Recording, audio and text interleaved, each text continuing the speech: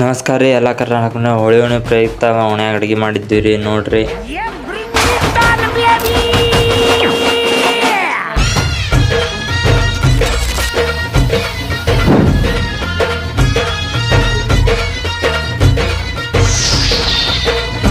जमली येशीवरती चर्चा बोरिंग झाली.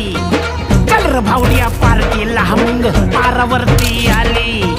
टपरी माग रिचली क्वार्टर भावड्याला ತಿನ್ನಕ್ ಬರ್ರಿ ಎಲ್ಲರೂ ಜಲ್ದಿ ಕಂಗ್ರಾಚುಲೇಷನ್ ಬ್ರದರ್. ಅಬ್ಬಬ್ಬ ಲಟಿ ಏನೇ ಆತಿದ್ದೀರ ಬರ್ರಿ ಎಗ್ ತಿಂದು